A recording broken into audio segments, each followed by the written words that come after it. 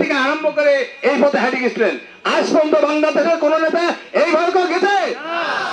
যে কারণে তার এত বেশি এই কুষ্টিয়া জেলাকে তিনি নিজের জেলা ঘোষণা করেছিলেন এবং সেই প্রোগ্রামে আমরাও ছিলাম, আমিও ছিলাম। এবং তার উত্তরসূরি এই তারেক রহমানকে দেখলাম এই কিছুদিন আগে ঢাকায়, আমরা একটা বক্তৃতা সবাই ছিলাম, আমরা আশ্চর্য হয়ে গেলাম। সকাল 11টা থেকে আরম্ভ করে রাত 11টা পর্যন্ত এই 12 ঘন্টা, এর ভিতরে মাত্র 1.5 ঘন্টা তিনি শুধু রেস্ট দিতেন। একাধিক্রমে এই 11.5 ঘন্টা তিনি আমাদের সামনে বসেছিলেন। পারবেন আপনারা? আমরাও পারবো না।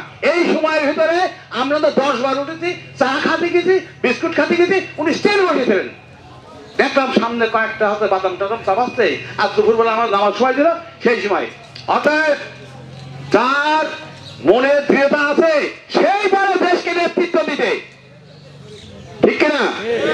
তার কারণ এই বাংলাদেশ যখন স্বাধীন হয় সেই সময় এই আওয়ামী লীগের নেতা শেখ মুজিবুর রহমান এই সব দেশের লোকের ঠেলা দিয়ে ইন্ডিয়ার কাছে, পাকিস্তানের হাতে আর্মির কাছে ধরা দিয়েছিল। আর এই দেশকে আমি মেজর জিয়া বলছি, বালুরঘাট বেতার কেন্দ্র থেকে যেভাবে ঘটনা হয়েছে সারা বাংলাদেশের মানুষ ঝাঁপাই পড়েছিল। তার যদি নেতৃত্বে যদি আজ না হতো দেশ স্বাধীন হতে গেলে সন্দেহ। এবং উনি একজন